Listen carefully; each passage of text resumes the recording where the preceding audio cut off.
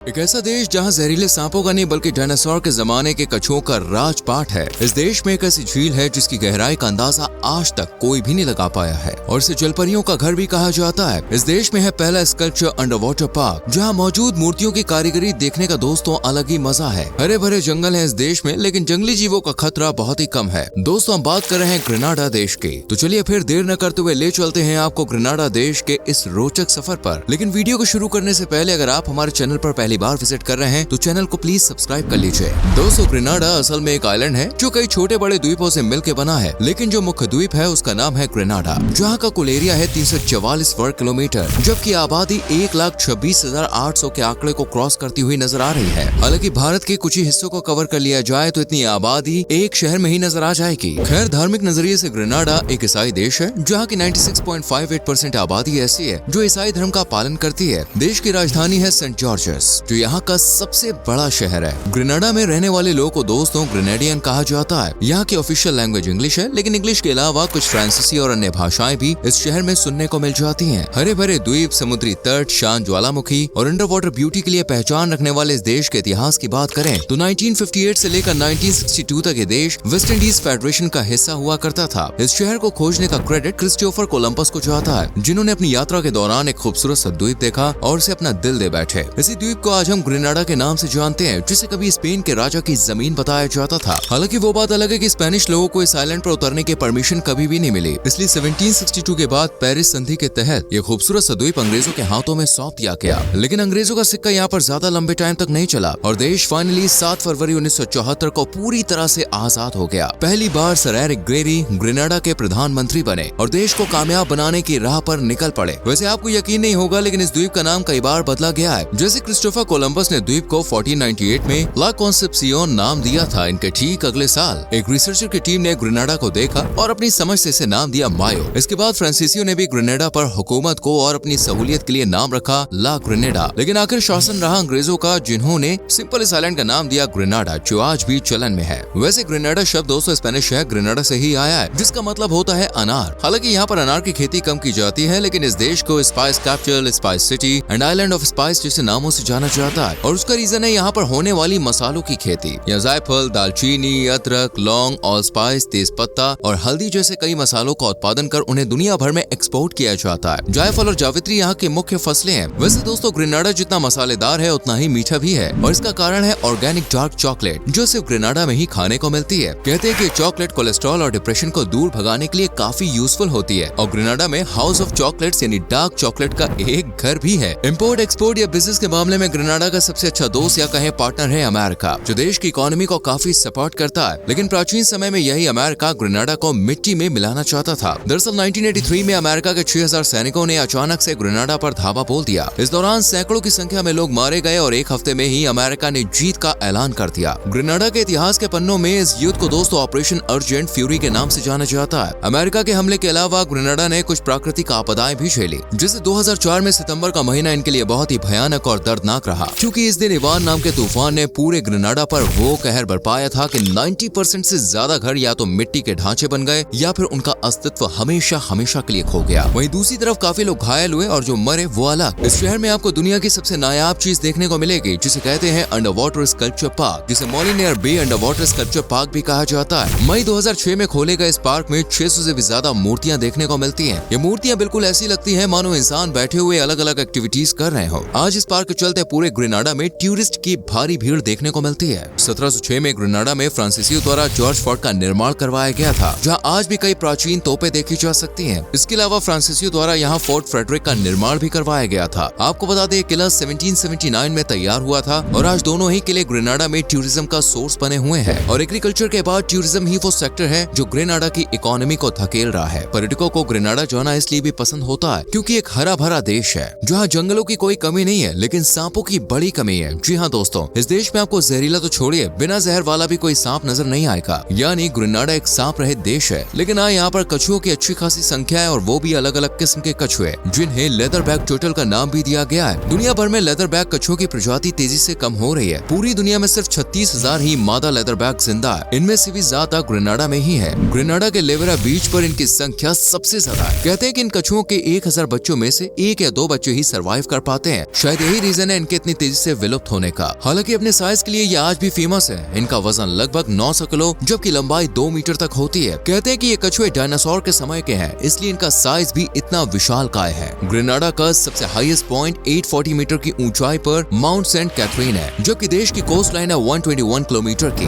Grenada में एक झील है ग्रैंड एटैंग। इस झील के बारे में कहा जाता है कि ये एक बॉटमलेस झील है, क्योंकि दोस्तों इसका तल या गहराई यानी इसका निचला हिस्सा आज तक कोई भी खोज नहीं पाया। इस झील को लॉस्ट मॉन्स्टर का घर भी कहा जाता है और कई बार ये भी दावा किया गया है कि इस झील में जलपरियां मौजूद हैं, जिन्हें देखे जाने के दावे भी कई बार सामने आए हैं। कहते हैं कि ये झील एक डोरमेंट वोल्केनो के ऊपर बनी हुई है और इसी वजह से ये पर्यटकों को बहुत पसंद आती है। इसके अलावा भी ग्रेनाडा में कई ऐसी झीलें हैं जो कि ज्वालामुखी के ऊपर बनी हुई है, क्योंकि यहाँ पर कई ऐसी ज्वालामुखी है जो लंबे समय से शांत है और अब उनकी जगह झीलों ने ले ली है। दोस्तों, मसालों के इस देश में हर साल एक कार्निवल भी आयोजित होता है, जिसे देखने के लिए अगस्त के दूसरे वीक में दुनिया भर से लोग यहाँ पर इकट्ठे होते हैं। इस कार्निवल को स्पाइसमस के नाम से जाना जाता है और इस दौरान कल्चरल एक्टिविटीज, मौज मस्ती, नाच गाना, मतलब पूरा देश जैसे जश्न में डूब जाता है। देश में हर साल 26 दिसंबर को बॉक्सिंग डे, 25 अक्टूबर को थैंक्सगिविंग डे और 29 जून को फिशरमैन डे मनाया जाता है और इन दिनों पूरा देश हॉलीडे एंजॉय करता है। एंजॉय तो यहाँ के लोग ऑयल टाउन को भी करते हैं। अगर आप सोच रहे हैं कि ये भी कोई नेशनल डे है तो आप गलत है, क्योंकि ऑयल टाउन असल में ग्रेनाडा की नेशनल डिश है जो काफी हटके है। इसे बनाने के लिए ब्रेड फ्रूट, नारियल का दूध, डम्पलिंग्स, हल्दी, कैलालू, सॉल्ट फिश, चिकन बैग्स का इस्तेमाल किया जाता है। इसे नारियल के दूध में तब तक पकाया जाता है जब तक कि वो पूरी तरह से उसमें घुल ना जाए। आपका तो पता नहीं, लेकिन ग्रेनाडा में इसे दिलो जान से प्यार किया जाता है। इसी का लुत्फ उठाते हुए लोग नजर आते हैं। ऑयल टाउन के अलावा यहाँ फेमस है कोकोआ टी, जो आपको रोज सुबह हर ग्रेनाडियन के घर में ब्रेकफास्ट के संग देखने को मिल जाएगी। टी देखने में बिल्कुल टी जैसी है, लेकिन असल में दोस्तों कोकोआ बीन्स और मसालों का कॉम्बिनेशन है। इसे बनाने के लिए इसमें मसालों और कोको बीन्स का इस्तेमाल किया जाता है। ड्रिंक के मामले में कोकोआ टी के अलावा यहाँ के लोग के बीच रम भी काफी पॉपुलर है, और हो भी क्यों ना, जब देश में रम का प्रोडक्शन बड़े पैमाने पर किया जाता है तो भाई फेमस तो होगी ही। जी हाँ, यहाँ पर मसालों के साथ साथ रम का भी प्रोडक्शन होता है और वो भी काफी बड़ी संख्या में। यहाँ बनी रम न सिर्फ लोकल मार्केट्स में मिलती है बल्कि इंटरनेशनल मार्केट्स में भी सेल की जाती है। कहते हैं कि ग्रेनाडा की रम का टेस्ट अनोखा होता है, जिसे एक बार पीने के बाद उसके स्वाद को भूलना इम्पॉसिबल हो जाता है। इसलिए यहाँ पर रम का प्रोडक्शन सबसे ज्यादा किया जाता है। दोस्तों, इस देश से जुड़े कुछ नियम भी हैं, जैसे ग्रेनाडा में भूल कर भी कैमोफ्लेज पहनने की गलती ना करें, वरना खामियाजा भुगतना पड़ सकता है। ऐसा इसलिए क्योंकि कैमोफ्लेज सिर्फ ग्रेनाडा की आर्मी पहन सकती है, कोई आम इंसान नहीं। ग्रेनाडा में कपड़ों को अलग ही तरह से डिजाइन किया जाता है, जो पूरे देश इवन दुनिया भर में काफी पसंद किए जाते हैं। इस देश में जाना एक सुनहरा एक्सपीरियंस हो सकता है, क्योंकि ग्रेनाडा के लोगों का मानना है कि अगर उन्होंने बाहर से आए लोगों का दिल खोल के और सच्चे मन से स्वागत नहीं किया तो वो पाप के भागीदार बन जाएंगे। इसलिए इस देश में दुनिया भर से आने वाले पर्यटकों का दिल खोलकर स्वागत, सम्मान और सत्कार किया जाता है। ज्यादातर आइलैंड्स के बारे में कहा जाता है कि वहाँ पर पीने के लिए पानी की कमी होती है, लेकिन ग्रेनाडा के साथ ऐसा नहीं है। यहाँ आसपास जितना भी पानी है उतना ही पानी देश में भी है, और वो भी एकदम साफ, जिसे आसानी से पिया जा सकता है। साफ पानी के अलावा यहाँ पे आपको ग्रेनाडा डव नाम का पक्षी भी देखने को मिलेगा, जो ग्रेनाडा का नेशनल पक्षी है। ये दिखने में बेहद ही खूबसूरत और मासूम सा होता है। हालांकि अब ये रेड जोन में आता है, मतलब ये आप दुनिया के उन पक्षियों की लिस्ट में शुमार है जो खत्म होने की कगार पर है। आपको बता दें, ग्रेनाडा डव की दुनिया भर में सिर्फ 100 के लगभग ही प्रजातियां मौजूद हैं। ग्रेनाडा उन लोगों के लिए दोस्तों सबसे अच्छा देश माना जा सकता है जो गर्मी का मौसम पसंद करते हैं, क्योंकि ये एक ऐसा देश है जहाँ साल भर कितनी भी बारिश हो जाए लेकिन यहाँ के मौसम पर कोई भी असर नहीं पड़ता। इसके अलावा बारिश से ट्रेकिंग रूट्स पर भी कोई फर्क नहीं पड़ता। ग्रेनाडा में ऐसी व्यवस्था की गई है, फिर चाहे बारिश कितनी भी क्यों ना हो जाए, आप ट्रैकिंग का मजा आसानी से ले सकते हैं। घूमने के लिहाज से देश का ग्रैंड एटैंग नेशनल पार्क सबसे ज्यादा फेमस और पसंद किया जाने वाला पार्क है, जो 3800 एकड़ से भी ज्यादा विशाल एरिया को कवर करता है। इस नेशनल पार्क को सबसे खूबसूरत पार्क में से एक माना जाता है, जहाँ लाल, गुलाबी, हरे, पीले रंग के कई प्रजाति के फूल पौधे देखने को मिलते हैं। घूमने के लिए तो सेंट जॉर्जेस शहर है ही, यहाँ पे मनोरंजन भी आपका अच्छा होगा। आप कहीं भी जाकर अपने वेकेशन का मजा लूट सकते हैं, वो भी दोस्तों कम बजट में। ग्रेनाडा ज्यादा महंगा देश नहीं है। अगर आप यहाँ पर अकेले जाते हैं तो 7 से 8 दिन के लिए आपको 80,000 रुपए की जरूरत होगी, और अगर फैमिली के साथ जाते हैं तो बात लाखों की हो सकती है। करेंसी की बात करें तो यहाँ पर ईस्ट कैरेबियन डॉलर चलन में है। इस देश का वीजा भी सभी डॉक्यूमेंट्स होने पर 7 से 8 दिन के अंदर ही आप पा सकते हैं, और यहाँ का वीजा पासपोर्ट काफी आसानी से मिल जाता है, जबकि 148 देशों को वीजा फ्री एंट्री करता है। तो एक बार लिस्ट चेक करके जाइएगा, क्या पता वीजा ऑन अराइवल की सुविधा आपको मिल जाए। उम्मीद है कि ग्रेनाडा देश आपको पसंद आया होगा और हमारी वीडियो भी। तो फिर देर किस बात की, कमेंट कीजिए ग्रेनाडा के बारे में आपकी क्या राय है। वीडियो अच्छी लगी हो तो लाइक करें, शेयर करें और चैनल को सब्सक्राइब करके बेल आइकॉन प्रेस करें, जिससे आपसे आने वाली वीडियोस मिस ना हो। मिलते हैं आपसे अगली वीडियो में। Till then bye bye, take care.